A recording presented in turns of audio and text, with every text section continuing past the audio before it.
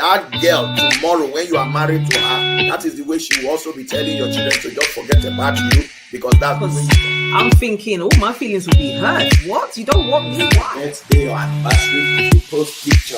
My honey pie, my all those social media you just posting, they know that is fake. This your honey pie has not eaten the pie for a long time.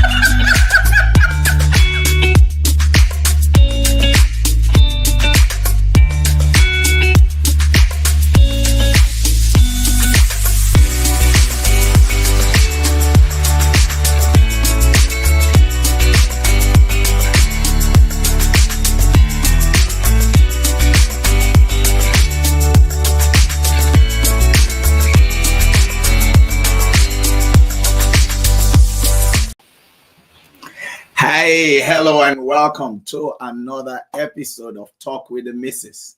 We're excited to come your way again today. We are confident that you will be blessed. Amen. Because always on Talk with the Missus, lives are imparted, amen, lives are transformed. Amen. And so we are just excited about today's version. Yeah. I'm here with the beautiful Missus. Amen. She's all set, fired up, I'm sure.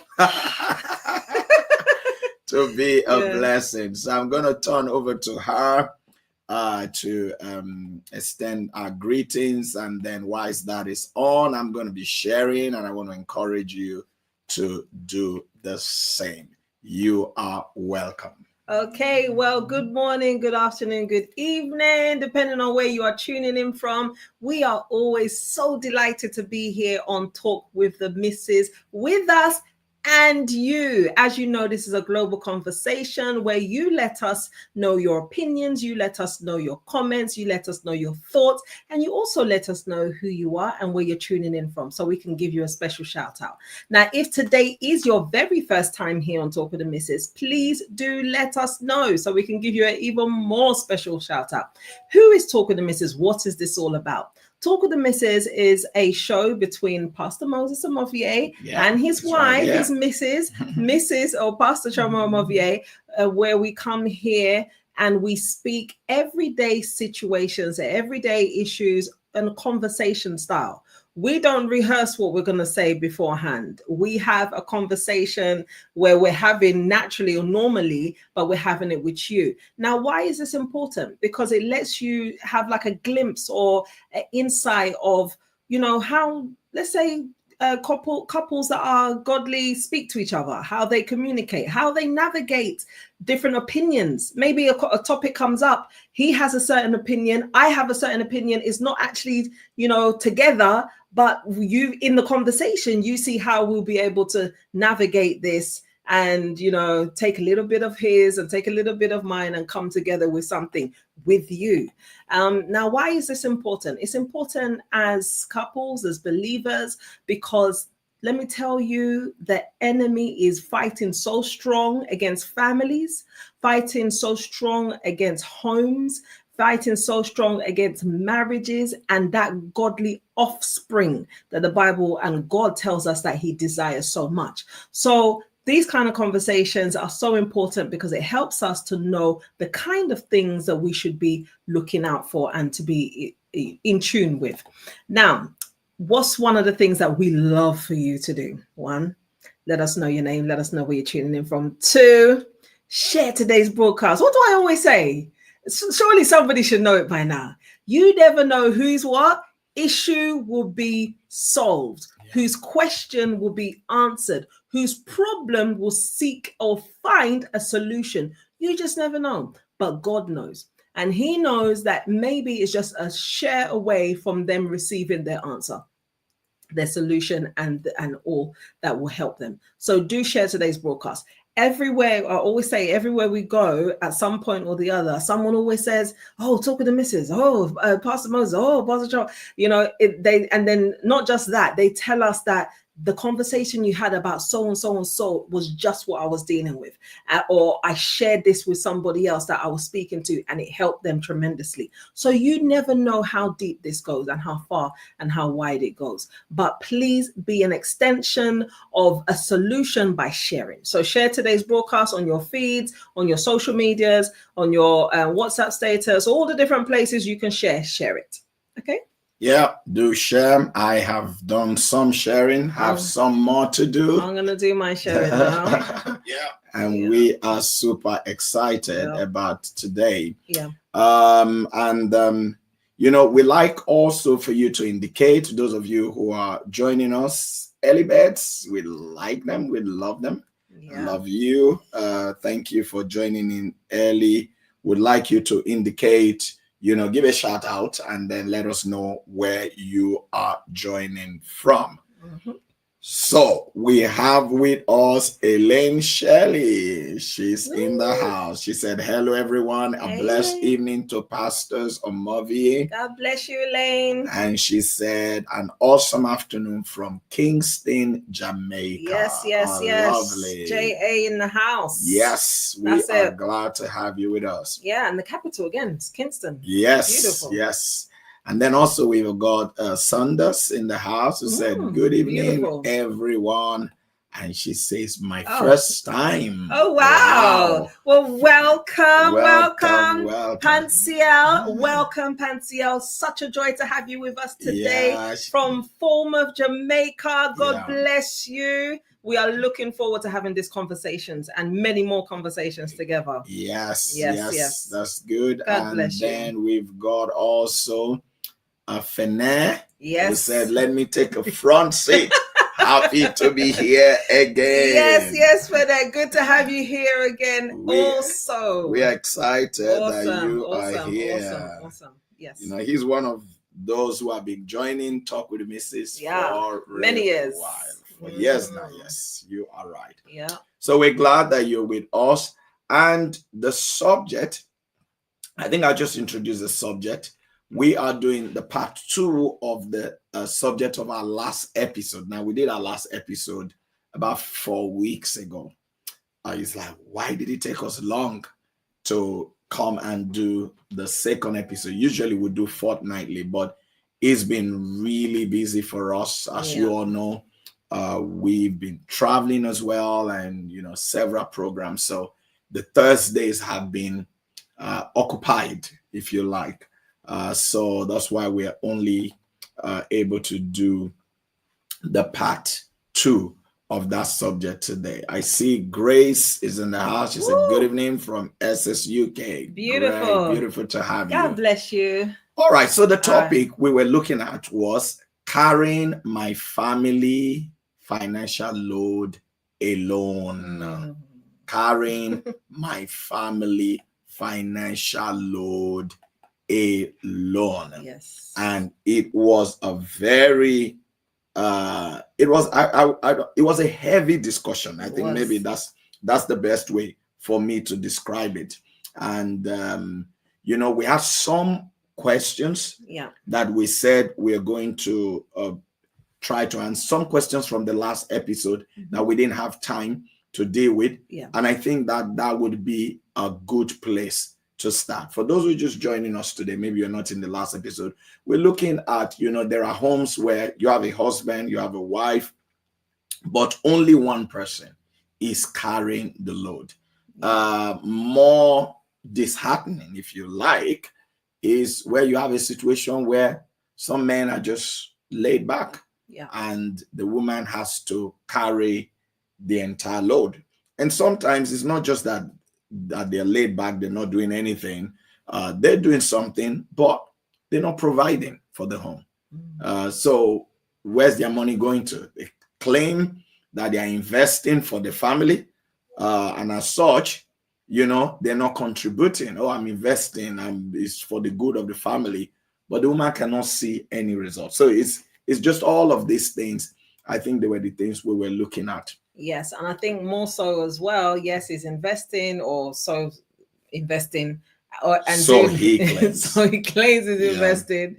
But there was an angle where we looked where he is taking the money that he gets and showboating, like he's showing others outside that he has money. So maybe he goes out with the boys and he's paying for everything, or he spends his money on others. We were talking about spending his money on say another family outside, or a mistress or whatever. So we were discussing a lot last one. So go back and watch that so you can catch up. But you can start here, and then you can go back just to make sure you're complete. You're complete, yeah. So some of the questions that we could not quite cover in the last one, I think we would want to look at some of them today. Do you want to read out?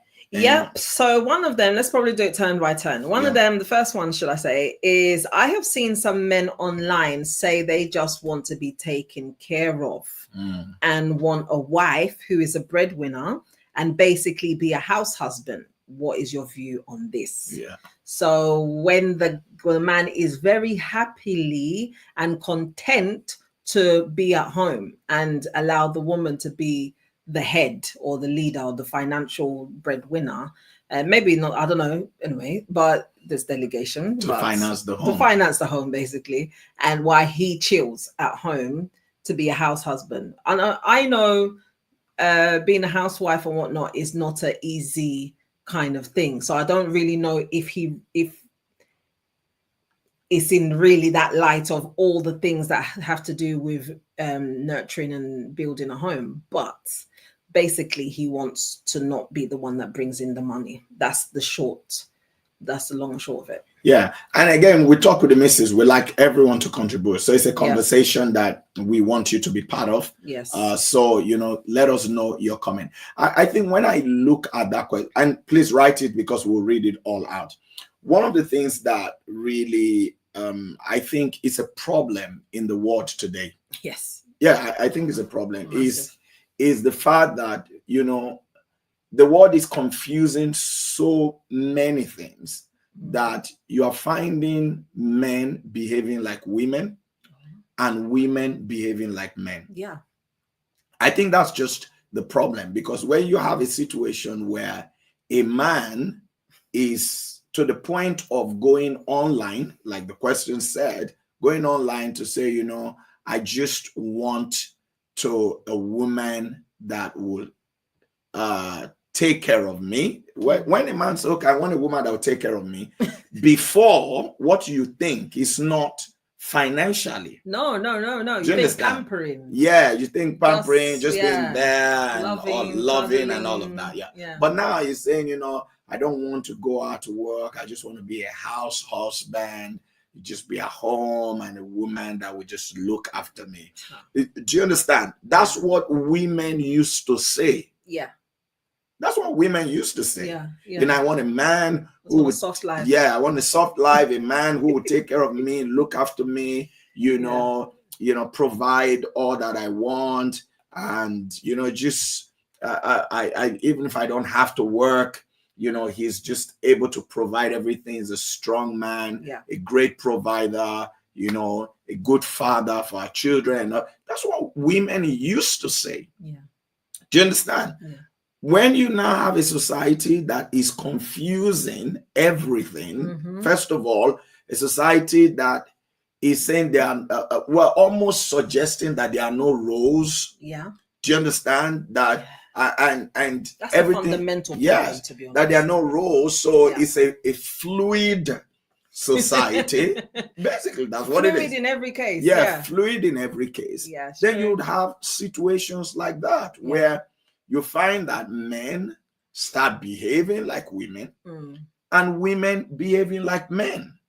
Because I don't see anything else that will make a grown-up man, do you understand, to put out that.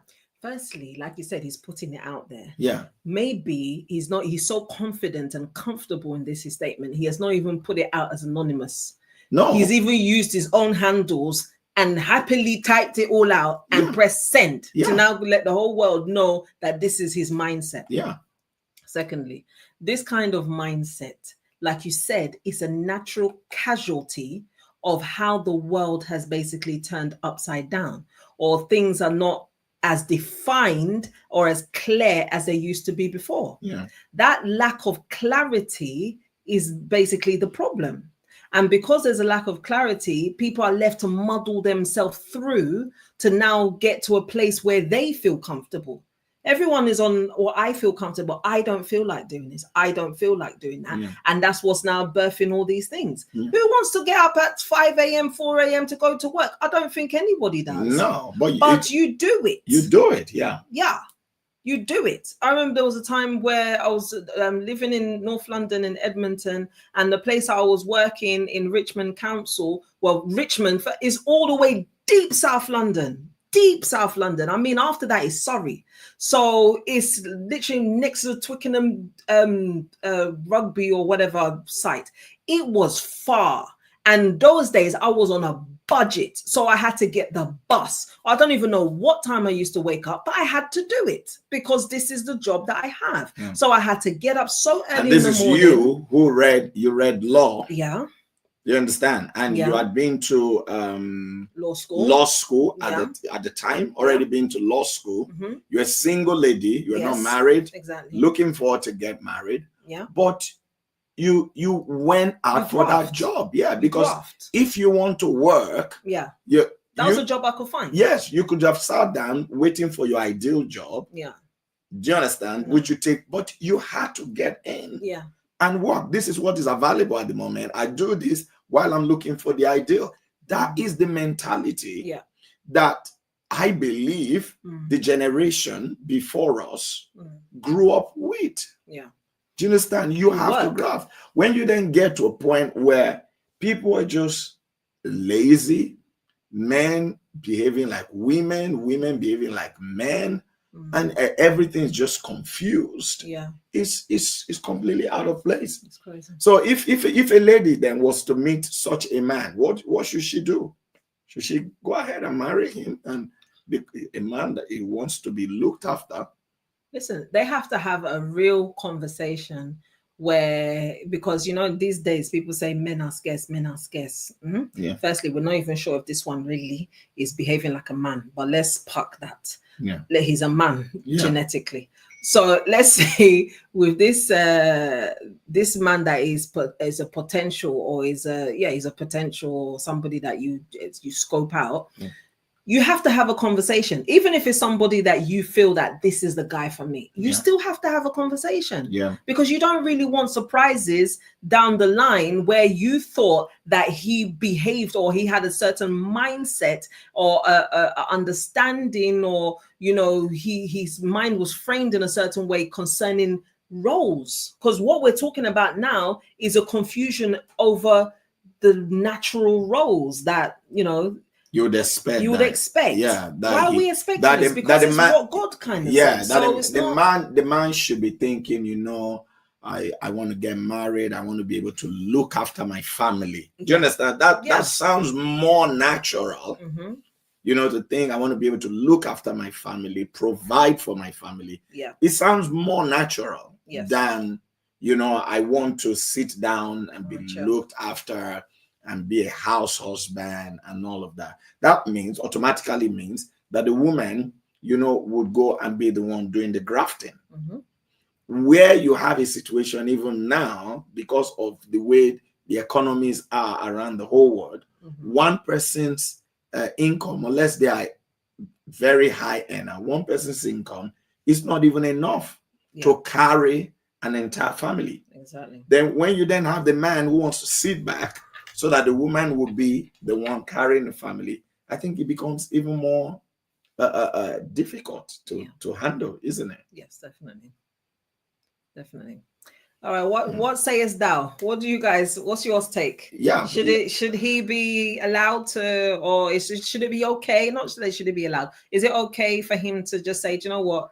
my darling, you go and work. I'll just be at home and I'll look after the house. What if he's really good at looking after the house? Is that an exception? Yeah. What if he's like really, really good at looking after the house? He can cook, he can clean, he can, do all the different kind of things. The domestic things. Yeah, does the children, homework, everything. And maybe the woman is a career driven. Yeah, what is she's career? Is it okay in that kind of? Do you know what I mean? Is there a place where this is okay?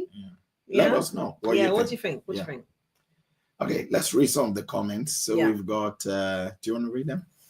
Okay, so we have Anita. She says, "Greetings from Ohio, beautiful people of God. Greetings to you too." Then we have Christiana. She says, "Good evening, everyone. Good to be here. Good to have you here too. Good evening too." And Oibo says, "Sometimes some men tell their wife not to work so that they show they are carrying the family financial load alone. What is your view, sir and ma?" Yeah. Okay. So that's another one. That's another angle now. Yeah. Okay. So while we await your comment on the first question, what do you think about this? Yeah. Well, I mean, it's, to be honest, it all still has to do with how the family dynamics work and how they align, and where their strengths are and purpose is. Now, there's a way that somebody that is a career, if both, husband and wife are career driven or business driven, and then the man is now saying, "No, you stay at home. I'm going to go and go to work. I don't want my wife to be seen as this and that." We're talking about a controlling issue now. We've moved from him being the husbandman that is looking after the wife and getting the best out of her, to he's now dominating her, and he now doesn't want her to work because it says that it reflects poorly on him, because he wants to show that he's something that he wants to show to others, outsiders, for his own ego and personal desires. So I think that's a totally different kind of viewpoint there. But if it's something that her strength is in home nurturing, her strength is in maybe doing an online business, or what, her strength is more in the home front, and naturally they're saying, "Do you know what? You stay at home. I'm gonna be the one that was working," and so forth. And you do your strength and I'll do my strength, and we'll work together. They're still working together in that regard. So like I said at the beginning, it's an issue of purpose.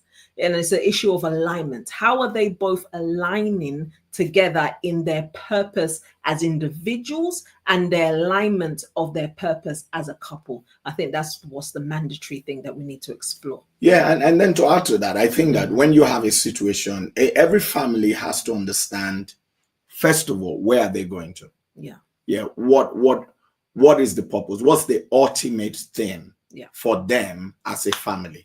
So for instance, if we use ourselves as an example, for us, the ultimate thing for us is fulfilling the ministry that God has called us into. That's right. That's the ultimate thing for us.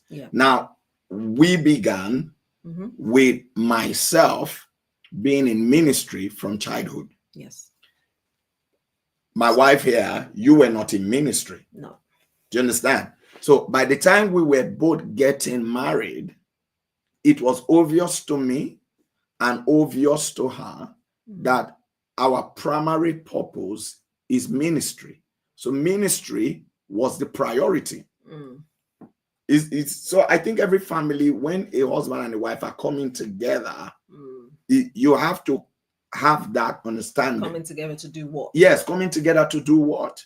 So once we understand that ministry is the primary thing, obviously, in the work of the ministry, as we walk together, we understand when we do not have the time for either my wife or for any of us to do a secular job. Because there are some things, instead of just, "I don't want you to work, I want you to sit at home," and all of that, that is a control.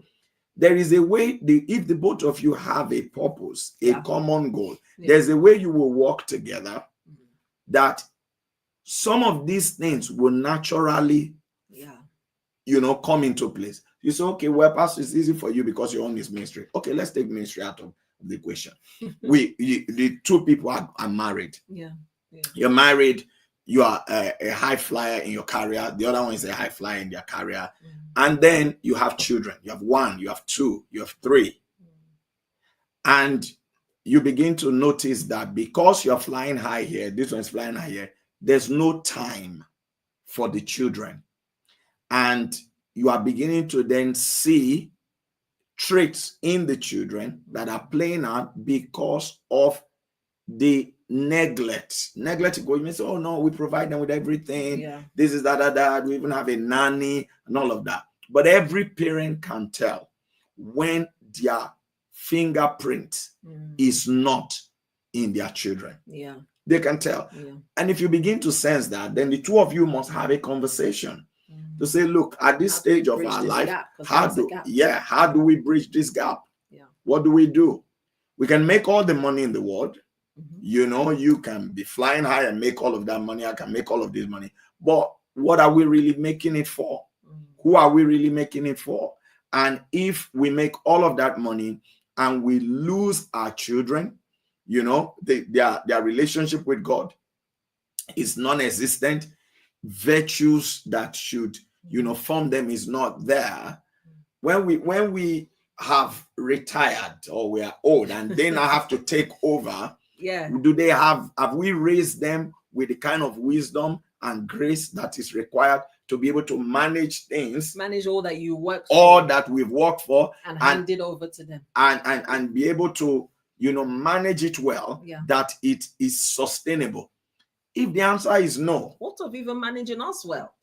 Managing you well. You're now old and you now depend on them. Exactly. Will they now fob you off and push you off to a care home since you brought in aid for them? Which is in the name of nanny and cook and all these things. So they'll now also bring aid for you. And push you to a care home and will not be there to take care of you because that's what we're also busy. We're busy at this time, so we don't have the time for you. You didn't have the time for us. So I think when the couple can have that conversation, decisions, they can easily arrive at decisions to say, look, we're going to have to sacrifice this and we're going to have to sacrifice that. Maybe you stay, for this number of years and all of that. So sometimes these things are not difficult decisions to make if the two people have understanding between themselves, and they are allowing the developing situation and dynamics of their home to help guide them in making the decisions. You find that there will be no argument. But where it is an imposition, one person is imposing on the other, it will be a problem. Even worse still is if a man is imposing, I don't want my wife to work, because for him it's a pride thing, but he cannot provide for the standard of life that the family needs. But he feels if she's earning money, then she will not be under his control, because some men are wired like that. So they feel, no, I don't want to earn any money. If all the money is coming from me, then I can control her. So I think it's all of those dynamics, has to be thought of so that you don't put yourself in a difficult place. That's what I think. I think so too. Okay, so again, we're just trying to go through. There's somebody said in our last conversation, and we didn't get to discuss that. It says, sir, there are some cases where the man have opened a big store for the woman, and the woman don't want to do anything at home as well. I know that it is the man that should take care of his family. Okay, so how do you deal with that? A man has opened a business for a woman. She now, because of that business, she's making money, but she doesn't want to contribute at all. So money is coming in. He's opened up a stream of income for the family. But she wants to be the container she doesn't want it to flow as a stream anymore. She said it's a container of income. Yeah. So she wants to keep all the money to herself. Well, it's selfishness. It's selfishness, number one. She doesn't have the family in mind. And that in itself is a big concern. It's a problem. Because why didn't she say no to his, a wonderful gesture of opening this stream of income? Why didn't she say no? She could have said no. And she wants to do it all by herself. Since she wants to, it's selfishness. So I don't know how he will be able to deal with this, whether it's, I was going to say, if he now, let's say, for example, if he sells the business or whatnot, but then she would, it's by spite upon spite. So she would now find a way of gathering the money and doing it again. And so it's just, well, no, how do you deal with the issue is selfishness? Yes. Well, I think that if the man, if he's opened a business for her, and now she doesn't want to do anything at home, she doesn't want to contribute, shouldn't she be accounting to her for the business, accounting to him for the business that he's open to her, but she may see that as controlling. But I'm just wondering, why would she not want to contribute? You're making money. Well, maybe she's filing fake reports. Where she's spending where she made like, let's say for argument's sake, let's say if it's in Nigeria or something, maybe she made 100 million and she said, oh, we only made 10 million. she's now becoming like all these politicians. People should pray that the influence of the generation or the influence of the nation or society that they find themselves around does not enter them, because it's possible that all these kind of things are happening, and it's not necessary. You're trying to build a home, you're trying to build a family, you're now in your own hand. The Bible says that a wise woman builds her house, but a foolish one tears it down with her own hands. This is a own hands foolish tearing down of a family. This does not work in a family. This attitude, this behavior, this character is a toxic cancer that kills families. So she has to understand that her actions will have consequences, and this will not help to build any home.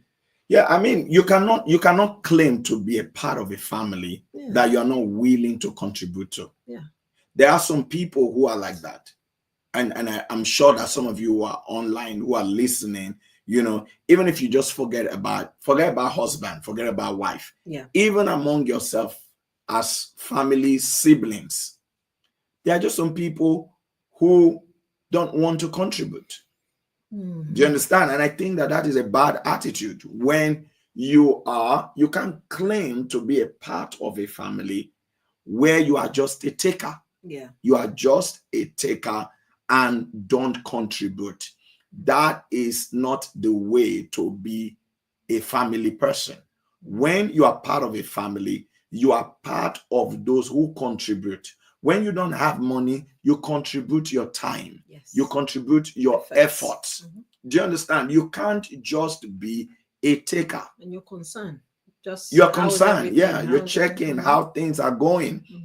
And then when you do that, what you lack, God will make available to you for you to be able to do. So if you have to work on your mindset. The only time you help is because it's directly beneficial to you. It's so bad. It's bad.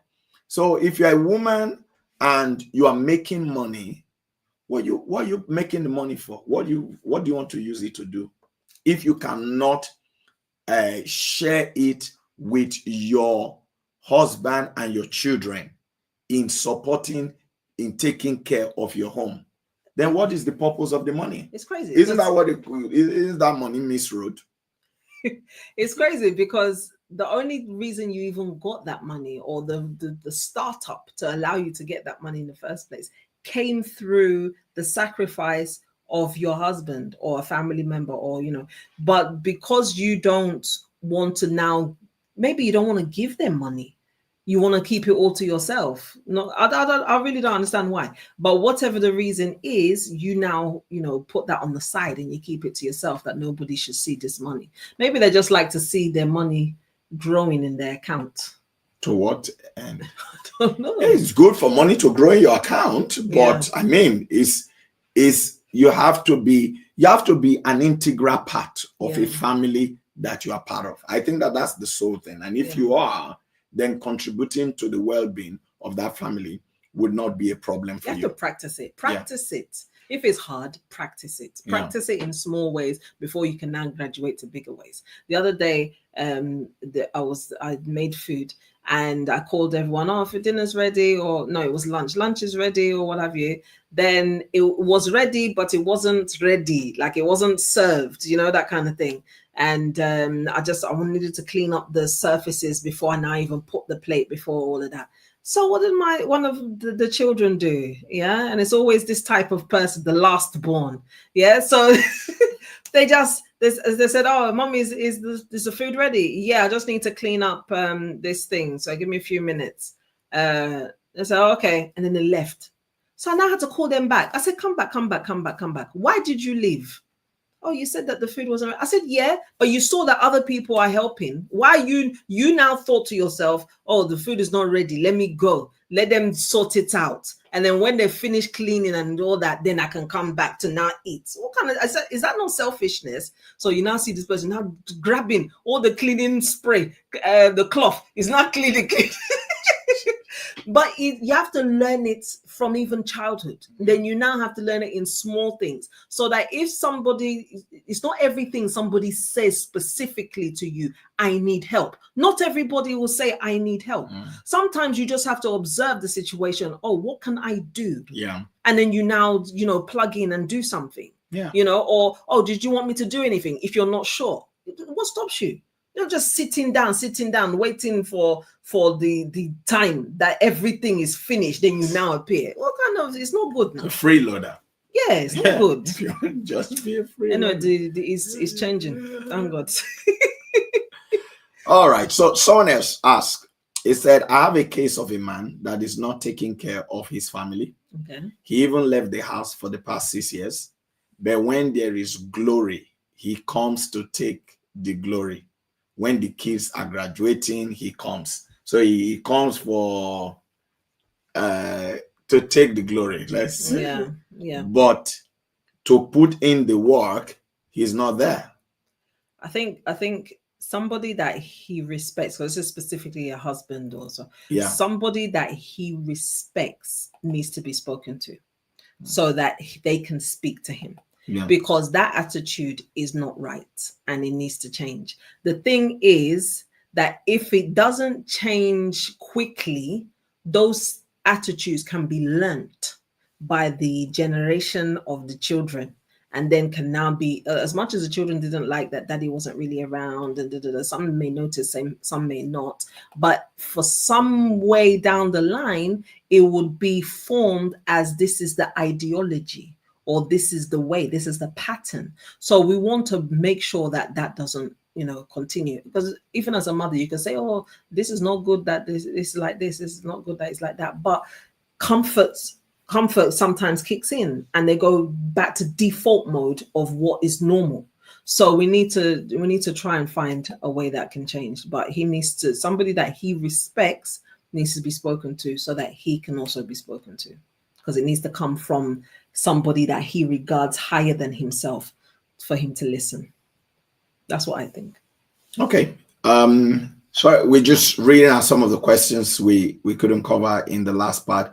Now, this person said, speaking of the situation of where you have a man who, whether it be a man or it be a woman, who is misbehaving when it comes to finances and not contributing to the home. Yeah. He said, do you think this situation or even the whole marriage could have been avoided, maybe by looking at certain characteristics beforehand? Then they said some men and even women can pretend until they are finally married, then their true colors show. So is it possible to be able to identify this attitude in a person before marriage, so that you can make an informed decision whether this is a marriage that you should be going through with or a marriage that you should be avoiding. I think the thing is, when you're in courtship or when you're getting to know somebody, you have to have situations or scenarios where they show their good, their bad, and their ugly side, so that you can really see this person for who they are. But if when you're getting to know somebody, everything is always rosy, rosy, rosy, rosy. You're going for dinner, you're going to the park, you're going here, you're going to holiday, whatever. And you're not having serious conversations. Yeah, then you're not even having serious conversations on top. Maybe the word serious may not even be life. the right word. I would think that you're not having difficult conversation. Yeah. Difficult conversation, I think, is very essential. Okay, what are some of these difficult conversations? Let's give at least 2 examples. What difficult conversations? No, so I think, for instance, when 2 people are looking to get married, yeah, you should have difficult conversations like finance. Yeah, there should be a conversation about finance, the state of the woman's finance and the state of the man's finance. Because there are people who date and court for years, and they've never had difficult conversation about their finances. Their attitude towards vulnerable. Being vulnerable. What is the state of, what are you earning? How do you spend? What debts are you in? How do you intend to come out of them? And all of that. Those are conversations that you'll be shocked. Some people don't even have those conversations at all until they're married.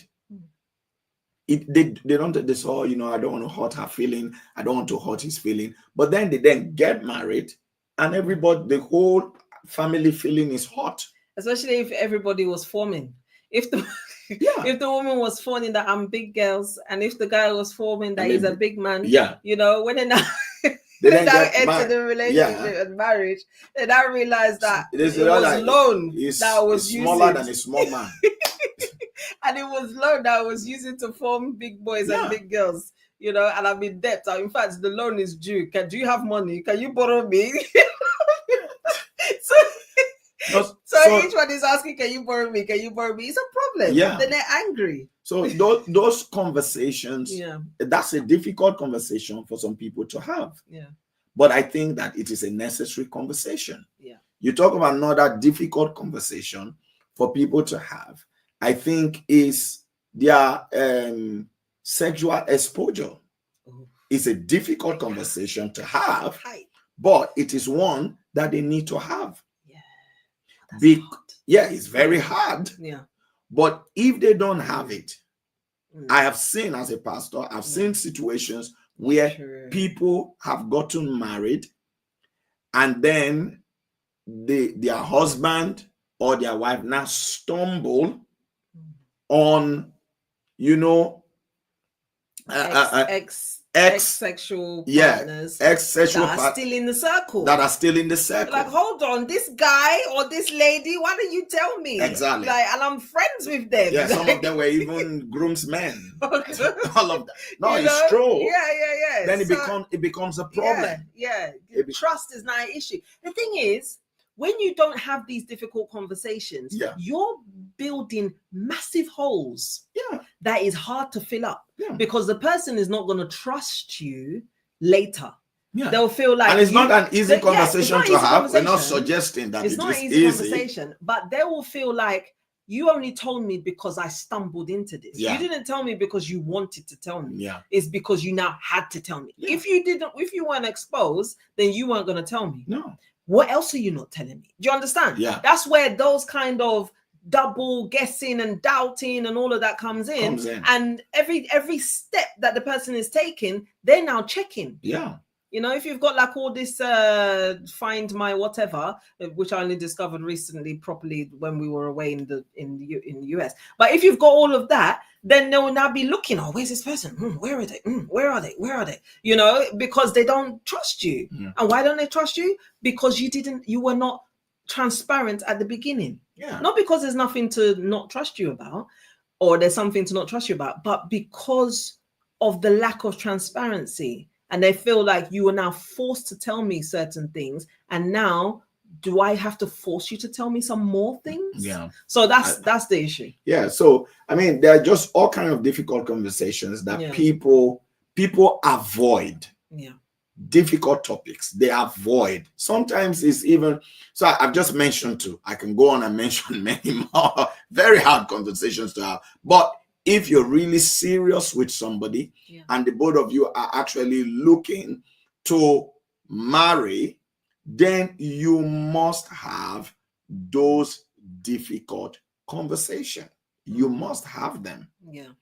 Health, you must have them, so that the person knows what they are signing up into. That's maturity. So by the time the both of you, you are getting married, at least you know if there's anything that will surprise that person later, it will not be much. It will not be an intentional thing. Surprise both of them. Yes, that it will actually be surprising the both of you. Yeah. So I think all of those things are very crucial in conversations. Unfortunately, a lot of people don't. Sometimes the difficult conversation could be even a character that you have seen in the person. Yeah. Some people, they say, oh yeah, I know it's that character, but I don't want to offend them. Yeah. I really love them. I don't want to point out their flaws to them. So it's a difficult conversation, but it has to be, you have to have it. You have to have it. Yeah, especially you have identified the character. And it's difficult, but listen, whatever God allows you to see is for a reason. You have to be able to be mature, the mature one, or the mature one, to now ask some of those questions. I've noticed this and this and this. What really is happening? Because it's like sometimes, let's say for example, a woman that always talks down about the men in her life, her father, her uncles, her this, her that, what makes, and then she's having a relationship with you, what makes you feel that one day she's not going to talk down about you? Yeah. Have this conversation. Look, babe, I've noticed that you don't really have good things to say about your father or your uncle and that. Did something happen? What's really happening? Because you're the exception. Yeah. Not the norm. You're the exception. Yeah. So you have to get her to switch her mindset to now see you as the norm and those people as the exception, the people that that wronged her, or that she feels that they've let her down. Because if not, after some time, when one or two things happen and she can now triggers to her, just like my father, just like my uncle, just like the men in my family, just like this. Before you know it, the same bad way that she talks about them, she will now be talking about you that way and to you. Yeah, and perceiving you the same way. Yes. Because all the examples of the men that she's grown up around, have not been good examples. Yes. And then obviously, so you have to have the conversation. Yeah, you have to discuss that, so that when she then start reacting to some things, you know where she's coming from. Yeah. And she also, it helps you to reassure, say, hey, babe, no, that's not me. Yeah. This is that. And it will build you guys up. And you have to bring it to her consciousness as well. Yeah. Because maybe there's some things that is not actually in their consciousness. It's just past traumas. We've talked about traumas on this show before. Yeah. But it's past traumas that is triggering, and she's now responding, or he's now responding based on those past traumas. And you're just the person that those responses are manifesting on. There's not really anything to do with you, but it's the past, which they're now reenacting in the present and potentially in the future. So it's important to now have those conversations so that you can rewrite your present and you can fortify and stabilize your future. Yeah, very important. I think let's read some comments. Okay. Grace has said, I've seen a list of difficult conversations to have with your partner with things like bills, parenting styles, childhood traumas, mental health, etc. Yeah, and the list goes on. I mean, some of them are really, I don't want to even mention some, and then we have marriage and relationship matters who have said, I'm happy to be here. We're happy to have you here too. God bless you. God bless you, ma'am. And they've said, yes, very important to talk over difficult things. Yes, very, very important. Mwingi, do you want to read that? Yeah, she says past traumas that affect the character behavior can also be a difficult one. Yeah. Yes. Difficult to talk about, but it needs to be talked about. Yes, definitely. And then you've got Elaine Shelley. Yeah, she says, I find that quite a number of people these days are raised in a selfish environment, or they are more quick to adopt to selfish behaviors than they do to kind attributes. Yeah. Yep. Yeah. And then we've got marriage and relationship matters. Yeah, she says the thing you fear to talk over in your relationship during courtship is the fear you will eventually face in your marriage. That's true. Major point. Yeah, very major point. Yeah. Very major point. Yeah. If you don't talk it over during your relationship, your courting days, you would find that it will become a major issue. And it may even become a monster. Yeah, it would. Yeah. It would. Grace has said, maybe the lady who has the business, okay, when we're talking about the business, maybe the lady who has the business should look at getting a cleaner or caterer for the house if she doesn't want to do any work at home. Many people do this so they are not overworked. To be honest, I think that's wise to do that, but I don't think that scenario was in relation to additional help within the house. Yeah, it was that she's not bringing money. Yeah, she's not contributing. Yeah, she's not contributing to the home. She's just selfish. Yeah, with the money. She's just keeping the money. It's my money, and what money do you have? Oh, we have bill to pay. Okay, how much do you have? And she's not even considering the money that she's sitting on to contribute any part of it. So it's not really a domestic or house chores kind of thing. It's more of the financial. She's contribution. She's just holding back. Yeah, and I think also if we want to really be frank, some women are like that. Some women don't think, maybe it's the way they're raised, they don't think that they should contribute financially to the family. To them, if they have to put any money down, they see it as the man is failing. That's terrible. Yeah, some women are like that. They just think you hear them say, my money is my money, your money is our money. But I don't think that that's the right way to live. I think that if you're a woman, you're part of yourself and your husband, you have money, it's for the family. Exactly. You should both be working together. I've not seen anywhere in scripture where the Bible says that, you are together in all things apart from the woman's money. No. And I think really, even Jesus himself with the golden rule, do unto others as you want them to do unto you. So since you know that you want money from your husband, or you want him to be helping, providing and all those things, then you do the same. Because it's an expectation. It's something that you like. It's something that you admire. It's something that you look forward to.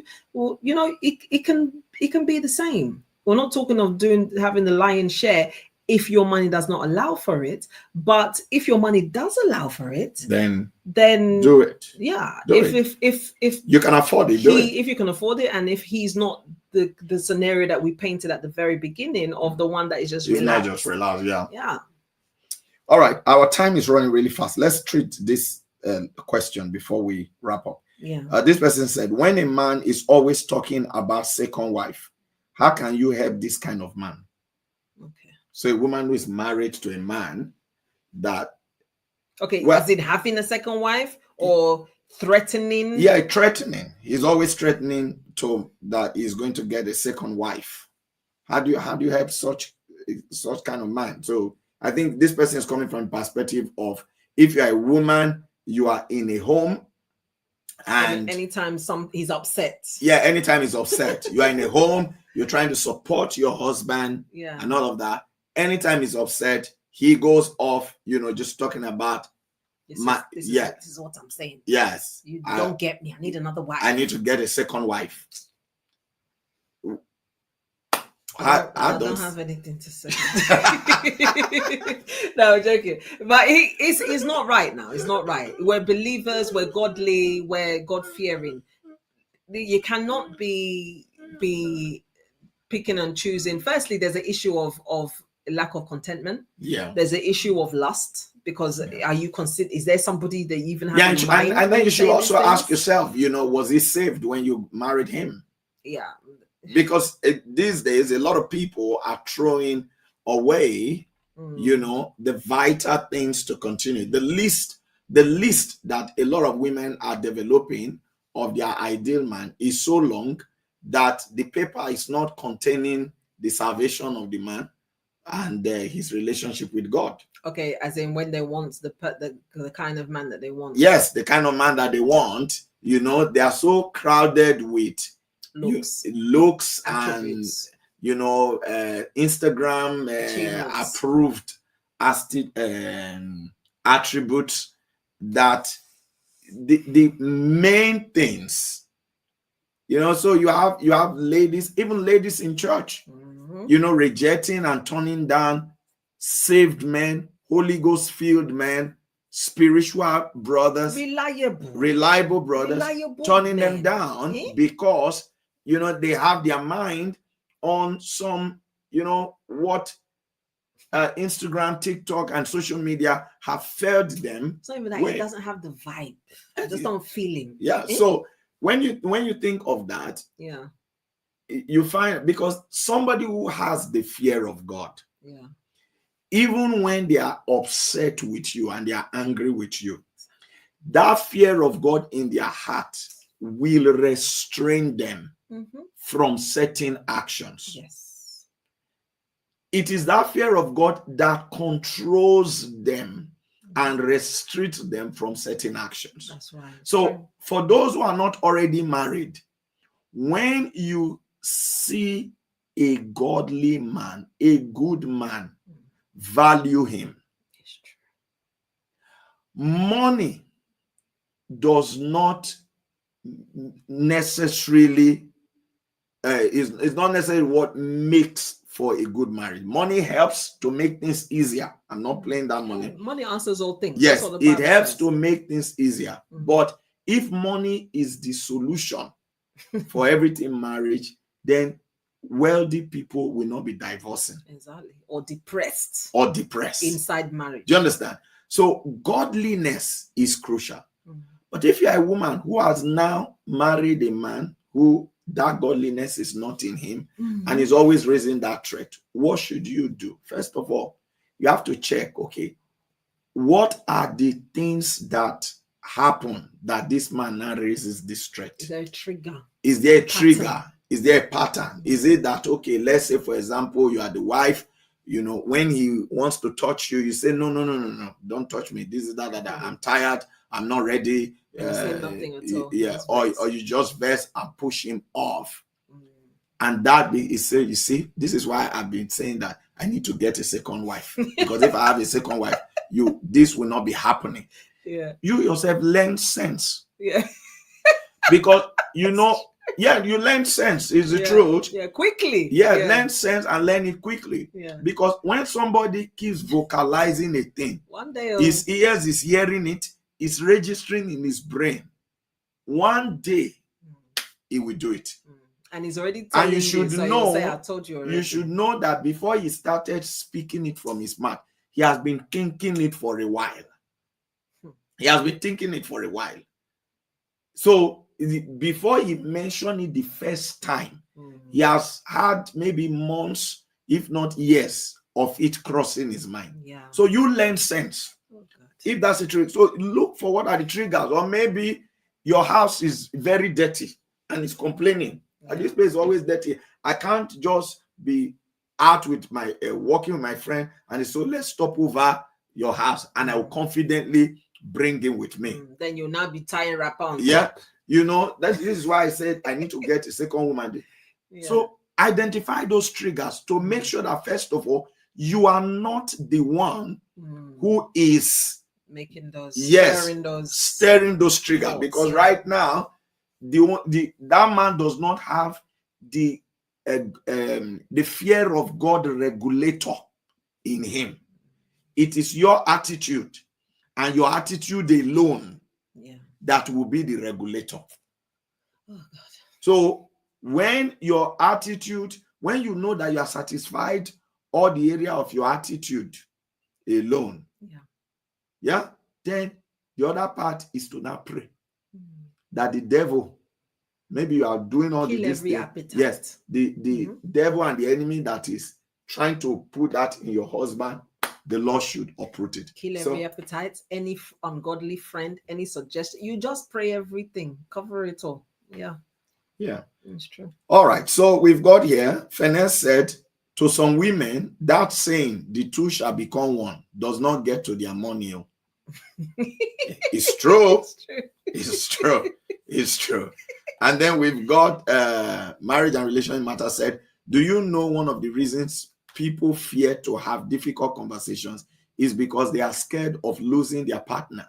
But tomorrow you may end up not being happy. It's true. Some people don't have those conversations because I don't want to offend them. If I say this now, I may lose them. This is that.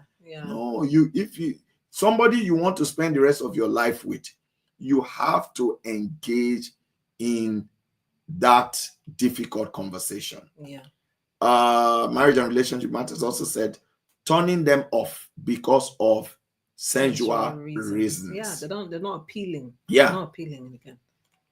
Okay, let's take this as last and then we can wrap up. Okay, there was still one more part if we can, because we may not come back to this topic. Okay. Yeah. Okay, so this point says, on one of the problems I notice is from some background where men or the women sit down and one of them does everything, even during dating days. It's now difficult for them to adapt with the reality of this modern days. Yeah. Okay, so what's it's true, but that's why it's one of those things that what you don't want to see, you don't start. Yeah. What you don't want to continue, you just don't start it because it will become difficult. Okay, the last point that I wanted to raise is from last week was also families where there is a strong man that makes the women become the ones that labor to carry the financial responsibility of their homes. So sometimes there's because we know we were discussing why why is a man just sitting and allowing the woman to become the financial carrier of the home. Maybe it's a spiritual angle. So for some people, there's patterns in their families where they've noticed in past generations, so not just their generations. Maybe they noticed their mother, it happened to their mother, it happened to their auntie, it happened to their grandmother, that even though the husband comes in with all desire and all willingness to become the financial, the one that financial head carrier or head of the home, the breadwinner, for some reason or the other, is even though he started off with the desire, he started off with the willingness, he started off even with the job or the career as a prospect, but something happens, it's like a stronghold, it now turns him to become, less than his full capacity. What do we then do in that situation? Because it's not a thing that he's comfortably, willingly wanting to just chill or sit down or not, rise to that position. His situation that I put him there. The woman should show understanding. That's why you're both working together. Yeah, but then how do we now break this? Because if it's a pattern beyond many generations, you should pray. Yeah, prayer. Prayer changes things. Yeah. If it's a pattern, because for some people this thing is spiritual. Yes. It's happened. It's a pattern where the men marry and then they become incapacitated financially. Yeah. That all the men are looked after by the women. Yeah. So there's some families like that. Yeah. That person needs prayer of deliverance to break that pattern. Otherwise, and the reason they need to even do it is because if it's not dealt with, it will keep on moving. That thing will play out in their children. And so the woman and the man needs to attack it. The man has to see it as a problem. The woman see it as a problem. With understanding. Yes. In the meantime, with understanding and attack it with prayer to break that pattern so that you know, they are saving not just themselves, they're saving the generation even after them. That's coming. Yeah. All right. Praise God. Hallelujah. Thank you. I'm glad that we were able to go through, you know, all the outstanding questions from the last episode to cover them. I would let you talk about tomorrow morning, the 1st of August. You don't, you know, miss this. You can't afford to. Yes, you cannot afford to miss this. Prophetic entry service tomorrow, 6 a.m. is the time. Why? Why do we gather for prophetic entry online and in person? Why? Because God always releases a word that will carry us, that is graced with his backing to carry us for the entire month. We've seen time and time again where God will perform all that he said. He is through the word of a prophet that he delivers people, that he liberates people, and he sets people free. So join in this very platform that you're on, 6 a.m. UK time, which is 6 a.m. in Nigeria, which is 1 a.m. Eastern USA. I believe that's in Jamaica, 12. That's 12 midnight. Sorry. And then all the other locations, Germany, I believe that should be 7 a.m. So Austria, 7 a.m. So tune in. We do 3 prophetic acts every time that we gather, and prophetic entry. We take communion. So in your house, whatever you have that can be seen as communion, something that's chewable, something that's drinkable, use that as communion. We do an anointing. We anoint ourselves for the month. We receive God's prophetic word and we anoint ourselves with that anointing. Then we also take a prophetic seed, a seed for this month, that in the first giving of the month is on the word that God has set for the month. And we see God honor his word time and time again. 6 a.m. is the time. This very platform is the location. Great. So we look forward to seeing you tomorrow morning for the prophetic entry. It's going to be a powerful time, and God has given us a word for his people. We want to appreciate you for joining us in this session. We hope that is being a blessing, and thanks to all of you who commented on the broadcast today. Yes. And welcome again and again to our newbies, which is Marriage and Relationship Matters. God bless you, ma'am. And Pansiel, God bless you too, from Jamaica. God bless you. Thank you. Yeah. All right. I guess this is where we say bye. That girl tomorrow, when you are married to her, that is the way she will also be telling your children to just forget about you, because that's the way I'm thinking, oh, my feelings will be hurt. What? You don't want me? Why? Next day or anniversary, you post picture. My honey pie, my all those social media you just posting, they know that is fake. This your honey pie has not eaten the pie for a long time.